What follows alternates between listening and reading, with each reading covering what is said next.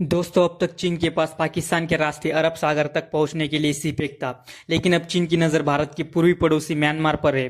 चर्चा चल रही है कि चीन म्यांमार और बांग्लादेश को जोड़ने वाले एक नए आर्थिक कॉरिडोर को आगे बढ़ाने की कोशिश कर रहा है। क्या यह सिर्फ एक व्यापार बढ़ाने की योजना है या फिर भारत के पूर्वी हिस्से के पास अपनी रणनीतिक मौजूदगी मजबूत करने की एक बड़ी चाल है? और सबसे बड़ा सवाल, जब म्यांमार पिछले कई वर्षों से गृहयुद्ध जैसी स्थिति से गुजर रहा है, तब चीन इतने बड़े प्रोजेक्ट पर इतना जोर क्यों दे रहा है? क्या यह कॉरिडोर भविष्य में सिपेक जितना महत्वपूर्ण बन सकता है?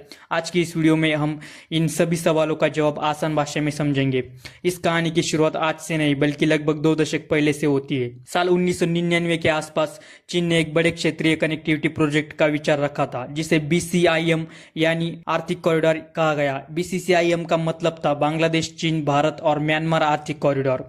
इसका उद्देश्य था चीन के यूनान प्रांत को म्यांमार, बांग्लादेश और भारत के पूर्वोत्तर राज्यों से सड़क और व्यापारिक नेटवर्क के माध्यम से जोड़ना। यदि यह परियोजना पूरी हो जाती तो चारों देशों के बीच व्यापार, निवेश और परिवहन पहले की तुलना में काफी आसान हो जाता। लेकिन समय के साथ परिस्थितियां बदलने लगी। भारत और चीन के बीच सीमा विवाद बढ़ने लगे। दूसरी ओर चीन ने अपनी बेल्ट एंड रोड इनिशिएटिव यानी BRI के तहत दुनिया भर में बड़े बड़े इंफ्रास्ट्रक्चर प्रोजेक्ट शुरू कर दिए। तो भारत को इस बात की चिंता होने लगी कि कहीं ये आर्थिक परियोजनाएं भविष्य में चीन के रणनीतिक प्रभाव को बढ़ाने का माध्यम न बन जाए। इसी कारण भारत ने इस परियोजना से धीरे धीरे दूरी बना ली। अब चीन उसी विचार को धीरे धीरे आगे बढ़ाने की कोशिश कर रहा है। अब इस बार चर्चा चीन म्यांमार बांग्लादेश आर्थिक कॉरिडोर की हो रही है, जिसमें भारत शामिल नहीं है। अब सवाल उठता है कि आखिर चीन को इस नए कॉरिडोर की जरूरत क्यों महसूस हो रही है? इसकी असल वजह है समुद्री व्यापार। आज चीन के अधिकांश तेल और व्यापारिक जहाज मलक्का स्ट्रेट से होकर गुजरते हैं। यह दुनिया के सबसे व्यस्त समुद्री मार्गों में से एक है। यदि किसी युद्ध या बड़े अंतर्राष्ट्रीय संकट के दौरान यह रास्ता बाधित हो जाए तो चीन की ऊर्जा आपूर्ति और व्यापार दोनों पर गंभीर असर पड़ सकता है। यही कारण है कि चीन पिछले कई सालों से ऐसे वैकल्पिक रास्ते विकसित करना चाहता है जिनके माध्यम से वह सीधे हिंद महासागर तक पहुंच सके। और इस पूरी रणनीति में म्यांमार की भौगोलिक स्थिति सबसे महत्वपूर्ण बन जाती है। अब सवाल यह है कि चीन ने इस नए कॉरिडोर के लिए म्यांमार को ही क्यों चुना? इसका जवाब म्यांमार की भौगोलिक स्थिति में ही छिपा है। म्यांमार चीन के यूनान प्रांत और हिंद महासागर के बीच स्थित है। यानी अगर चीन म्यांमार के रास्ते सीधे बंगाल की खाड़ी तक पहुंच जाता है तो उसे मलक्का स्ट्रेट पर पहले जितनी निर्भरता नहीं रहेगी। यही कारण है कि चीन पिछले कई सालों से म्यांमार में बड़े पैमाने पर निवेश कर रहा है। म्यांमार के क्याऊकपू बंदरगाह का विकास, तेल और गैस पाइपलाइन, सड़कें और रेलवे जैसी कई परियोजनाएं पहले से ही चीन की दीर्घकालिक रणनीति का हिस्सा है। दरअसल चीन से म्यांमार तक तेल और गैस पाइपलाइन पहले से मौजूद है, जिनके जरिए कुछ ऊर्जा संसाधन सीधे यूनान प्रांत तक पहुंचाए जाते हैं। अब यदि इन परियोजनाओं के साथ नया आर्थिक कॉरिडोर भी बन जाता है तो चीन को व्यापार और लॉजिस्टिक्स दोनों में बड़ा फायदा मिल सकता है। लेकिन यह एक बड़ी चुनौती भी है। साल 2021 में सैन्य तख्तापलट हुआ, जिसके बाद म्यांमार में लगातार हिंसा और संघर्ष का सामना हो रहा है। कई इलाकों में सेना और विद्रोही समूहों के बीच लगातार लड़ाई चल रही है। ऐसे माहौल में हजारों करोड़ रुपयों की परियोजना को पूरा करना बिल्कुल आसान नहीं है। अब बात करते हैं बांग्लादेश की। हाल के महीनों में चीन और बांग्लादेश के बीच आर्थिक सहयोग बढ़ाने पर भी चर्चा तेज हुई है। अगर भविष्य में बांग्लादेश इस कॉरिडोर का हिस्सा बनता है तो उसे नए निवेश, बेहतर सड़क और रेल नेटवर्क तथा व्यापार बढ़ाने का अवसर मिल सकता है। लेकिन इसके साथ एक बड़ा सवाल जुड़ा है।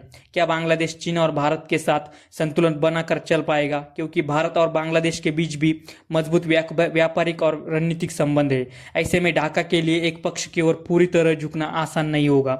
यानी इस पूरे कॉरिडोर का भविष्य केवल चीन पर नहीं बल्कि म्यांमार की स्थिरता और बांग्लादेश के राजनीतिक फैसलों पर भी निर्भर करेगा। अब सबसे महत्वपूर्ण सवाल, क्या चीन का यह नया कॉरिडोर वास्तव में भारत के लिए एक बड़ा रणनीतिक खतरा बन सकता है? इसका जवाब इतना सीधा नहीं है। सबसे पहले यह समझना जरूरी है कि किसी भी आर्थिक कॉरिडोर का उद्देश्य केवल व्यापार नहीं होता। सड़कें, रेलवे, बंदरगाह और पाइपलाइन किसी देश की अर्थव्यवस्था को मजबूत करते ही है, लेकिन जरूरत पड़ने पर यही इंफ्रास्ट्रक्चर रणनीतिक महत्व भी हासिल करता है। यही कारण है कि भारत इस पूरे घटनाक्रम पर लगातार नजर बनाए हुए है। अगर चीन म्यांमार और बांग्लादेश के साथ अपनी कनेक्टिविटी को और मजबूत करने में सफल होता है तो बंगाल की खाड़ी में उसकी आर्थिक मौजूदगी पहले से ज्यादा बढ़ सकती है। भारत के लिए चिंता का विषय चीन का पूर्वोत्तर क्षेत्र है। पूर्वोत्तर भारत, जिसे देश के बाकी हिस्सों से जोड़ने वाला केवल एक संकरा भूभाग है, रणनीतिक रूप से बेहद संवेदनशील माना जाता है। इसी वजह से भारत पिछले कुछ वर्षों में इस पूरे क्षेत्र में सड़क, रेलवे, हवाई अड्डों और सीमा से जुड़े इंफ्रास्ट्रक्चर पर तेजी से काम कर रहा है। साथ ही भारत अपनी एक्ट ईस्ट नीति के तहत दक्षिण पूर्व एशिया के देशों के साथ भी संबंध मजबूत कर रहा है। म्यांमार में भारत की Kaladan multi modal transit transport परियोजना और भारत म्यांमार थाईलैंड त्रिपक्षीय राजमार्ग जैसी योजनाएं इसी रणनीति का हिस्सा है। यानी चीन अकेला देश नहीं है जो इस क्षेत्र में कनेक्टिविटी बढ़ा रहा है। भारत भी अपने वैकल्पिक नेटवर्क को मजबूत करने की दिशा में लगातार काम कर रहा है। तो दोस्तों, क्या यह कॉरिडोर चीन पाकिस्तान आर्थिक कॉरिडोर यानी सीपेक जितना सफल हो सकता है? फिलहाल तो इसका जवाब देना जल्दबाजी होगी, क्योंकि म्यांमार की राजनीतिक अस्थिरता, सुरक्षा चुनौतियां और वित्तीय जोखिम इस परियोजना के सामने बड़ी बाधाएं है।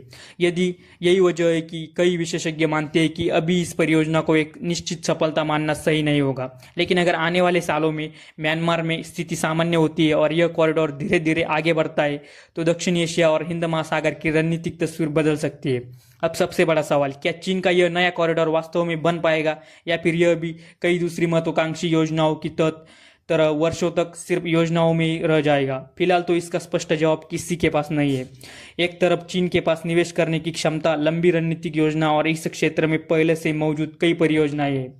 दूसरी तरफ म्यांमार आज भी राजनीतिक अस्थिरता, गृह संघर्ष और सुरक्षा चुनौतियों का सामना कर रहा है। ऐसी स्थिति में किसी भी बड़ी इंफ्रास्ट्रक्चर प्रोजेक्ट को पूरा करना आसान नहीं होता। इसके अलावा बांग्लादेश की भूमिका भी बेहद महत्वपूर्ण है। ढाका को अपनी अर्थव्यवस्था के लिए निवेश की जरूरत है, लेकिन साथ ही उसे भारत और चीन दोनों के साथ अपने संबंधों में संतुलन बनाए रखना होगा। यही कारण है कि आने वाले सालों में बांग्लादेश के फैसले इस पूरे कॉरिडोर की दिशा तय करने में बड़ी भूमिका निभा सकते हैं। अब बात करते हैं भारत की। भारत के लिए सबसे महत्वपूर्ण बात घबराना नहीं है, बल्कि अपनी रणनीति को और मजबूत करना है। पिछले कुछ सालों में भारत ने पूर्वोत्तर राज्यों में सड़क, रेलवे और सीमा से जुड़े बुनियादी ढांचे पर तेजी से काम किया है।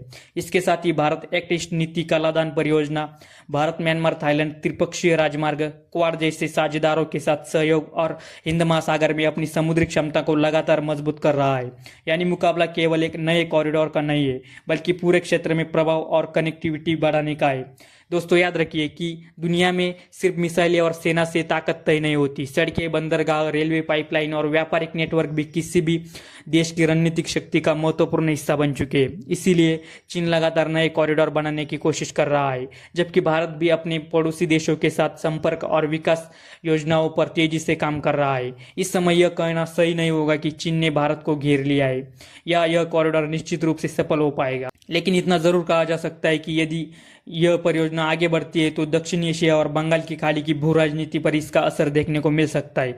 दोस्तों, क्या आपको लगता है कि चीन का यह नया कॉरिडोर एशिया की शक्ति संतुलन को बदल सकता है या फिर म्यांमार की अस्थिरता इसकी सबसे बड़ी रुकावट बनेगी? अपनी राय कमेंट करके जरूर बताएं। अगर आपको यह वीडियो पसंद आया हो और आप ऐसी आसान भाषा में भू राजनीति, रक्षा और अंतर्राष्ट्रीय मामलों की गहराई से जानकारी चाहते हैं तो वीडियो को लाइक करें और चैनल को सब्सक्राइब करें। तो मिलते हैं अगली वीडियो में, तब तक के लिए जय हिंद।